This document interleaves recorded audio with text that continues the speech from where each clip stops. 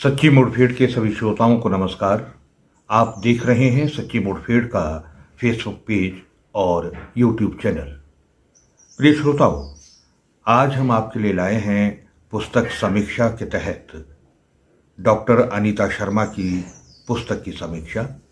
पुस्तक का नाम है रंगमंच और उपेंद्र नाथ अश्क का नाट्य साहित्य।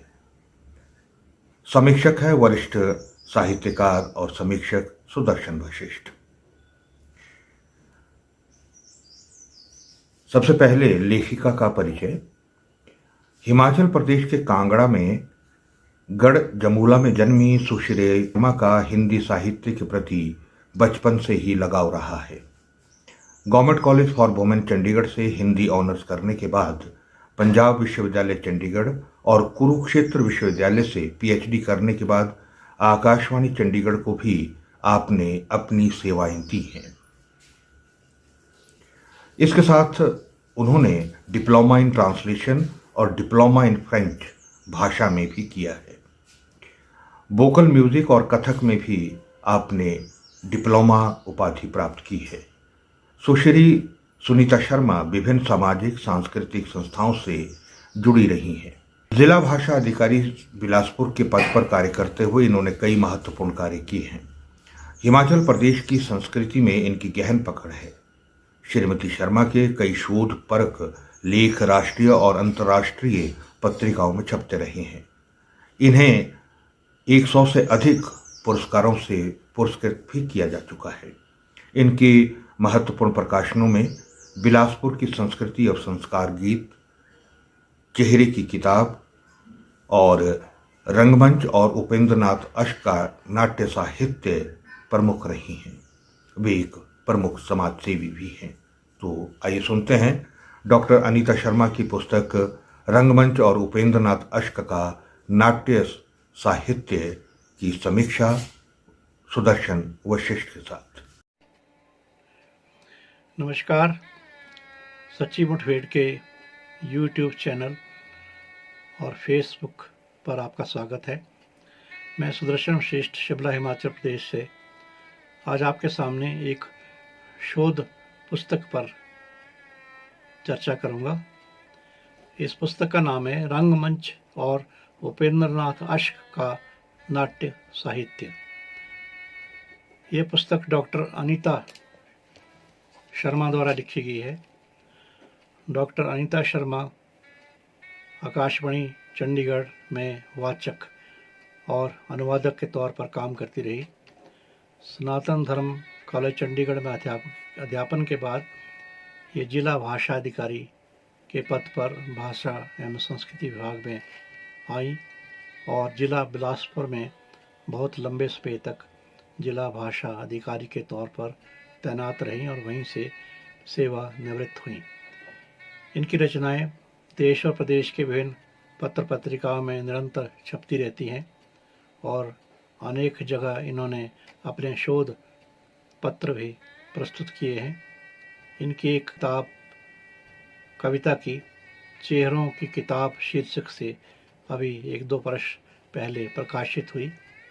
इन्हें राज्य स्तरीय राजभाषा पुरस्कार, व्यास गौरव सम्मान और कई अन्य संस्थाओं से सम्मान और पुरस्कार प्राप्त हुए हैं।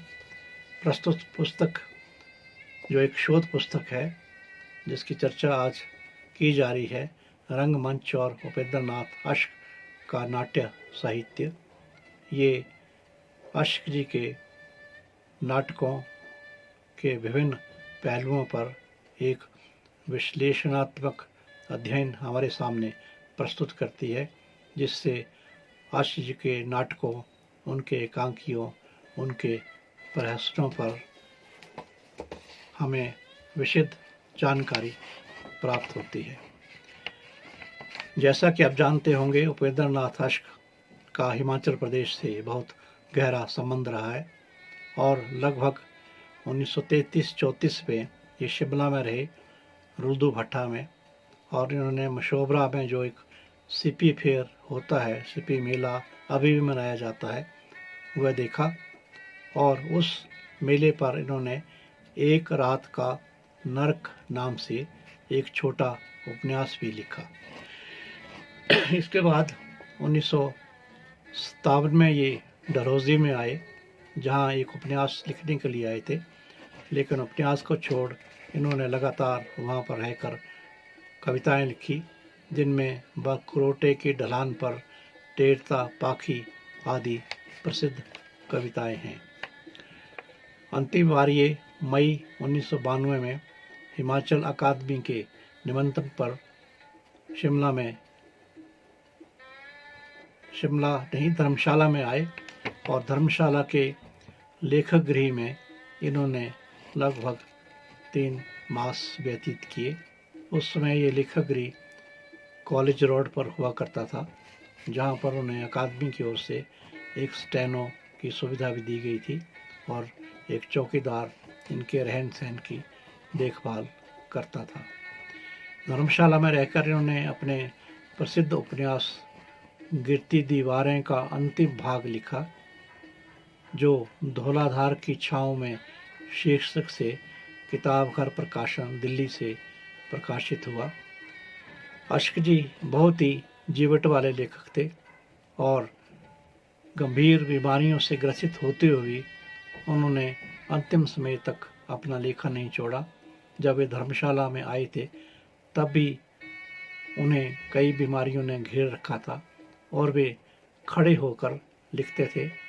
एक अंगूठे में उनके काफ़ी तकलीफ़ थी उस समय भी, लेकिन उन्होंने जो उनमें एक कह सकते आप चुलबुलापन था, एक जीने की इच्छा थी और जो एक ऊर्जा थी, उसको कभी नहीं गंवाया।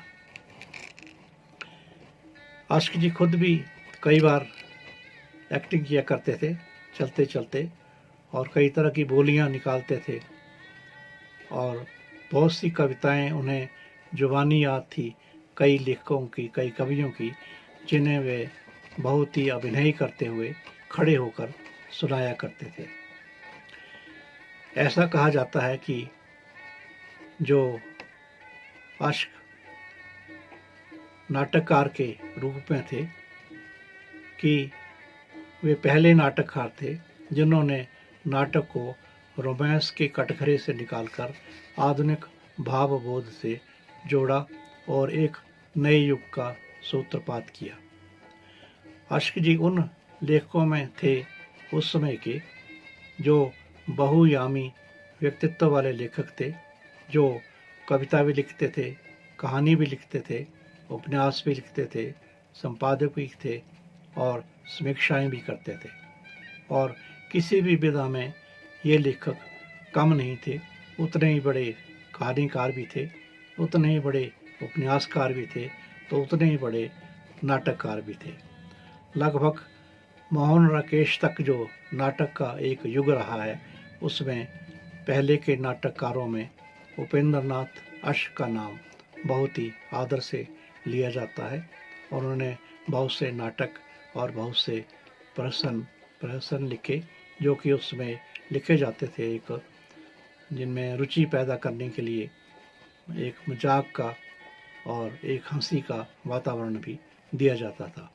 क्योंकि अनीता शर्मा खुद नाटक से जुड़ी रही और इन्होंने चंडीगढ़ में रहकर विभिन्न रंगमंचीय गतिविधियों से जुड़ने का अवसर भी मिला इन्हें और खुद भी इन्होंने रंगमंच में एक्ट भी किया।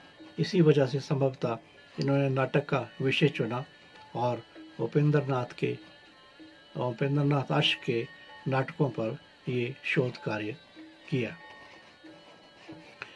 क्योंकि पहले लंबे नाटक लिखे जाने का भी प्रचलन था, छोटे एकांकी लिखे जाने का भी प्रचलन था, तो ऐसा माना जाता है इनकी पुस्तक के अनुसार कि 1937 में जय पराजय नाम के नाटक से आशिक जी की यात्रा जो है वो आरंभ होती है।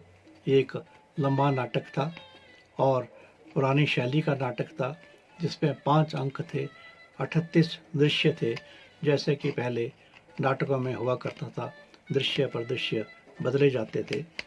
और मोहन राकेश तक आने से पहले रंगमंच में इस तरह के दृश्य दिखाए जाते थे, मोहन राकेश ने ज़रूर नाटकों में एक परिवर्तन किया और एक नाटक में एक ही दृश्य चलने का जो एक रिवाज था, प्रचलन था, वो मोहन राकेश के समय आया।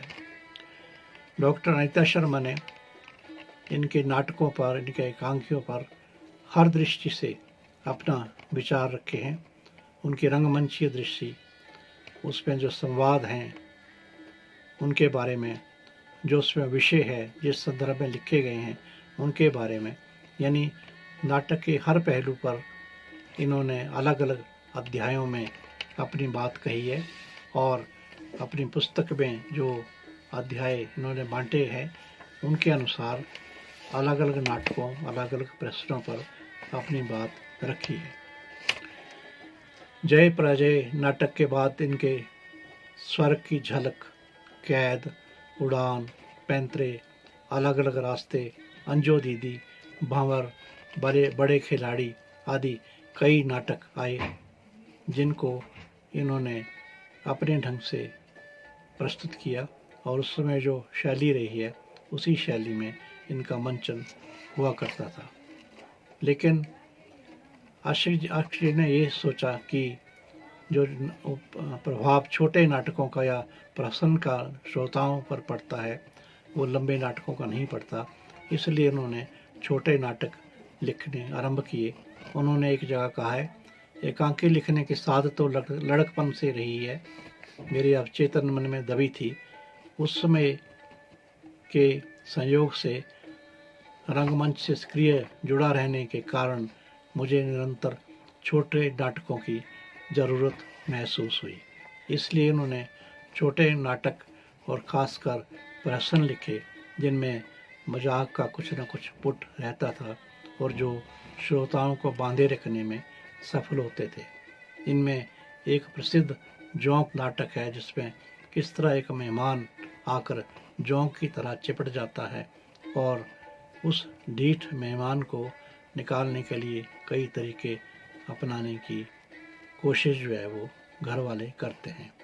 इस तरह के दूसरे प्रहसन हैं लक्ष्मी का स्वागत, अधिकार का रक्षक, चरवाहे, चिलम, मैमूना, खिड़की, साहब को जुकाम है, अंधी गली और पर्दा उठाओ, पर्दा गिराओ, जिसमें 7 प्रहसन एक साथ दिए गए हैं। इन सारे नाटकों को और छोटे नाटकों को या एकांकियों को डॉक्टर अनीता शर्मा ने अलग अलग अध्यायों में बांटकर उनकी रंग चेतना, उनका विषय, उनके संवाद और उस समय की जो परिस्थितियां समाज में रही हैं उसका प्रकटीकरण, श्रोताओं पर प्रभाव, इन सब चीज़ों को बड़े ही विश्लेषणात्मक और सुरुचिपूर्ण ढंग से पाठक के सामने रखा है, जिससे उपेंद्र नाथ आशिक की रंग दृष्टि, वे जो श्रोताओं को कहना चाहते थे, जो संदेश देना चाहते थे, जो उस समय की परिस्थितियों और उस समय के समाज में हो रहा था, उसको पेश करने में उन्होंने जो एक जोखिम भी उठाया और उसको सामने रखने में निरंतर वे लगे रहे, इन सब चीज़ों का एक बहुत ही मनोवैज्ञानिक और विस्तृत वर्णन इनकी इस पुस्तक में हमें पढ़ने को मिलता है। और निश्चित रूप से ये शोध ग्रंथ जो लोग नाटक पर कार्य कर रहे हैं या जो शोधार्थी उपेंद्र नाथ आशिक के नाटकों के, उनके एकांकियों के बारे में जानना चाहते हैं, उनके लिए बहुत ही उपयोगी रहेगा। और भविष्य में भी जो शोधार्थी हैं, जो पाठक हैं और जो नाटक के साहित्य पर या उसके विकास पर कार्य कर रहे हैं, उनके लिए बहुत उपयोगी सामग्री इस पुस्तक में मिलती है। और आशिक जी के संपूर्ण नाटकों पर, एक एक अलग अलग नाटक पर जो टिप्पणियाँ की गई हैं वे बहुत ही सहायक हैं उनके नाटक साहित्य को जानने के लिए।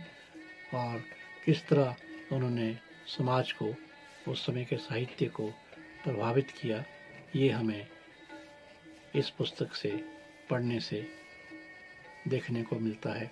निश्चय ही पुस्तक पाठकों, शोधार्थियों के लिए एक महत्वपूर्ण पुस्तक सिद्ध होगी, ऐसा हमारा विश्वास है। धन्यवाद।